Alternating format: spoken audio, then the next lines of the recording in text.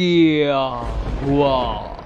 जब श्री राम मंदिर के दरवाजे खुलते ही सामने जो दिखा, उसे देखकर आपके भी रोंगटे खड़े हो जाएंगे। उत्तर प्रदेश के अयोध्या में जल्द ही रामलला का भव्य मंदिर तैयार हो जाएगा। इस नवनिर्मित मंदिर की प्राण प्रतिष्ठा 22 जनवरी 2024 को होने वाली है, जिसमें देश के प्रधानमंत्री नरेंद्र मोदी मुख्य यजमान के तौर पर होंगे। जैसे जैसे प्राण प्रतिष्ठा की घड़ियां नजदीक आ रही है, अयोध्या में चारों ओर कई चमत्कार देखने को मिल रहे हैं और इन रहस्यों से आज की वीडियो में हम पर्दा उठाने वाले हैं। आप सभी के मन में सवाल आ रहा होगा, आखिर प्राण प्रतिष्ठा के लिए 22 जनवरी का समय ही क्यों चुना गया? अगर सनातन परंपराओं की गणनाओं की बात करें तो ज्योतिष शास्त्र में मृगशिरा नक्षत्र को विशेष फलदायी बताया गया है। मृगशिरा नक्षत्र को कृषि कार्य, व्यापार और विदेश यात्रा के लिए सर्वश्रेष्ठ माना गया है और अयोध्या के पंडितों का मानना है कि अगर 22 जनवरी जिस दिन मृगशिरा नक्षत्र बन रहा है, उस दिन रामलला की प्राण प्रतिष्ठा हुई तो देश के लोगों का कल्याण होगा और साथ ही देश की भी प्रगति होगी। इस नक्षत्र के लग्न उत्तम है, जो समस्त दोषों से रहित है और देश भर की प्रगति का कारण बनेगी। इस मंदिर का आकार अष्टकोणीय होगा, जबकि परिधि की संरचना गोलाकार रखी गई है। यह मंदिर 161 फीट ऊंचा है, जिसमें 5 गुंबद है और एक टावर है। यह 3 मंजिला मंदिर है, जिसके गर्भगृह को कुछ ऐसा डिजाइन किया गया है कि जब भी सूर्योदय होगा तो सूर्य की पहली किरण रामलला पर ही पड़ेगी। 22 जनवरी का वो समय बहुत नजदीक है, जिसके बारे में समस्त भारतवासियों को जानकारी है। लेकिन इसी बीच एक विषय काफी चर्चा में बना हुआ है, जिसे जानकर आपको भी हैरानी होगी, किंतु ये जानना आपके लिए बहुत जरूरी है कि मर्यादा पुरुषोत्तम श्री राम जन्मभूमि अयोध्या नगरी में अब इसे संयोग बोले या फिर कुछ और, भगवान श्री राम की जन्मभूमि पर अचानक बहुत सारे गिद्धों का झुंड आया है। लेकिन सभी के मन में एक ही सवाल है कि जो गिद्ध वहां पर दिखाई दे रहे हैं, उनकी प्रजाति काफी सालों पहले विलुप्त हो चुकी थी और अचानक ही प्राण प्रतिष्ठा से पहले ही ये गिद्धों का झुंड वहां पर कहां से आया? इस वक्त अयोध्या में बड़ी संख्या में पहुंच चुके हैं गिद्ध, जिन्हें सामान्य भाषा में जटायु भी कहा जाता है। और हम सभी जानते हैं कि जटायु का प्रभु श्री राम के साथ कितना गहरा संबंध है। बचपन में इन गिद्धों को बड़े बड़े झुंडों में खेतों में या जंगलों में घूमा देखा जाता था, किंतु आज के जमाने में ये प्रजातियां विलुप्त हो चुकी है। लेकिन अब फिर से एक बहुत बड़ा चमत्कार यहां देखने को मिला है। आध्यात्मिक नगरी अयोध्या में इन दिनों गिद्धों का झुंड देखा जा रहा है, जो कि एक काफी सकारात्मक संकेत है। ऐसा लगता है आध्यात्मिक नगरी अयोध्या में दिव्य शक्तियां भी अपना काम बराबर कर रही है। दोस्तों, आपको बता दें, भगवान श्री राम के अनन्य भक्त श्री गिद्धराज जटायु रहे हैं। गिद्ध जिनके पंख काफी विशाल होते हैं, उनकी सोच उतनी ही खतरनाक होती है। वैसे ही वे सड़े गले जीव जंतुओं का अपना आहार बनाते हैं और पर्यावरण की सुरक्षा करते हैं। उनकी आंखें बहुत दूर दूर तक देख सकती है। ये पर्यावरण के मित्र होते हैं, साथ ही साथ बहुत ताकतवर होते हैं। आज के जमाने में जहां सभी गिद्ध विलुप्त हो चुके हैं, वही प्राण प्रतिष्ठा से पहले अचानक से गिद्धों के झुंड का अयोध्या में आना, ये प्रभु श्री राम का बहुत बड़ा संकेत माना जा रहा है। कहते हैं, जब रावण भेष बदलकर माता सीता का हरण कर रहा था, उसी समय माता सीता की सहायता के लिए गिद्धराज जटायु वहां पहुंचे थे और उन्होंने रावण को रोकने का पूरा प्रयास किया था।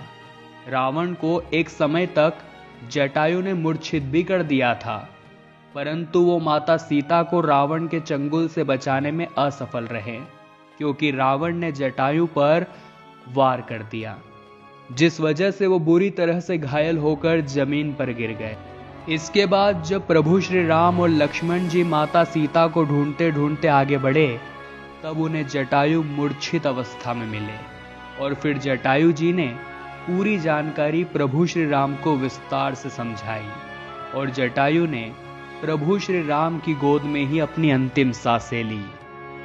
अब रामलला 22 जनवरी 2024 को गर्भगृह में विराजित होंगे और इसी स्वागत समारोह में गिद्ध भी सम्मिलित होकर अपनी सहभागिता सुनिश्चित कर रहे हैं। अयोध्या में प्रभु श्री राम का यह मंदिर 2024 जनवरी में आम श्रद्धालुओं के लिए खोल दिया जाएगा। मंदिर का निर्माण कार्य जल्द ही संपन्न भी हो जाएगा, लेकिन आपको जानकर हैरानी होगी, अयोध्या के श्री राम मंदिर निर्माण के लिए केवल देश से ही 3500 करोड़ रुपयों का सहयोग मिला है। और ये सहयोग कहीं और से नहीं बल्कि हम जैसे आम नागरिकों की ओर से मिला है। इनमें से कई लोग तो ऐसे हैं जिन्होंने मात्र 10-10 रुपए का योगदान दिया है, लेकिन वो कहते हैं ना, बूंद बूंद से ही सागर बनता है। तो मंदिर के लिए भी कुछ ऐसा ही चमत्कार हुआ है। जैसे जैसे 22 जनवरी 2024 नजदीक आता जा रहा है, अयोध्या में भव्य आयोजन के लिए उत्साह भी बढ़ता नजर आ रहा है। भगवान राम के भक्त आए दिन बेसब्री से राम मंदिर के खुलने का इंतजार कर रहे हैं। यह मंदिर 2.7 एकड़ भूमि में 54,700 वर्ग फुट एरिया में बनाया जा चुका है। इसका नेतृत्व श्री राम जन्मभूमि तीर्थ क्षेत्र ट्रस्ट की मंदिर समिति द्वारा किया जा रहा है। आप सभी के मन में एक सवाल और उत्पन्न हो रहा होगा कि आखिर सबसे पहले इस अयोध्या नगरी को किसने खोजा था, या सबसे पहले अयोध्या की इस जमीन पर राम मंदिर का निर्माण किसने कराया था। धार्मिक दृष्टि से एक कथा प्रचलित है जिसे जानकर आपके भी रोंगटे खड़े हो जाएंगे। अयोध्या के महाराज विक्रमादित्य जब एक समय पर नगर भ्रमण कर रहे थे, तब अचानक ही वो संयोगवश सरयू नदी के किनारे पहुंच गए। तब वहां पर उनके साथ कई चमत्कार हुए। वो भूमि उन्हें चमत्कारिक लग रही थी। तब आसपास के योगी संतों ने बताया कि ये श्री अवध भूमि है, यहीं पर प्रभु श्री राम का जन्म हुआ था। जिसके बाद विक्रमादित्य महाराज ने इस भूमि को प्रणाम किया, इसकी महत्ता को स्वीकारा और यहाँ पर उन्होंने रामलला का मंदिर, सरोवर और कुएं इत्यादि बनवाए। कहा जाता है मर्यादा पुरुषोत्तम श्री राम के साथ अयोध्या से कीट पतंग भी उनके दिव्य धाम चले आए थे, जिस वजह से अयोध्या नगरी त्रेता युग में ही उजड़ गई थी। तब श्री राम के पुत्र कुश ने श्री राम का नाम लेकर पुनः एक बार अयोध्या नगरी को बसाया था। ऐसा कहा जाता है इसी अयोध्या नगरी में एक सीता कुंड भी बना हुआ है, जिसमें स्नान करने से मनुष्य के सारे पापों का नाश हो जाता है। जो इंसान अयोध्या में स्नान, जप, तप, हवन, दान, दर्शन, ध्यान करता है, वह सभी पुण्यों का भागीदार होता है। जिस रामलला के मंदिर को विक्रमादित्य ने बनवाया था, आगे चलकर बाबर ने उसी मंदिर को तोड़ा और उसी के अवशेषों से राम मंदिर का निर्माण कराया, जिसके बाद कई सालों तक यहाँ पर हिंदू लोगों की आवाजाही नहीं हुई और ये पूरा इलाका मुसलमानों के कब्जे में रहा। लेकिन कहते हैं ना दोस्तों, सत्य को कितना भी दबाया जाए, वो एक दिन सबके सामने आ ही जाता है। और हम धन्यवाद करते हैं उन कोठारी बंधुओं का, जिन्होंने कार सेवा में महत्वपूर्ण भूमिका निभाई। बाबरी मस्जिद का ढांचा गिराने में जिन्होंने अपना भरपूर योगदान दिया और राम मंदिर निर्माण के लिए अपने प्राण भी न्यौछावर कर दिए। राम मंदिर की ये लड़ाई दशकों पुरानी है, जहां कई हिंदुओं ने अपने प्राणों का हंसते खेलते बलिदान कर दिया। और आज 22 जनवरी 2024 को जिस राम मंदिर की प्राण प्रतिष्ठा होने वाली है, इन बलिदानियों की सबसे बड़ी निशानी है।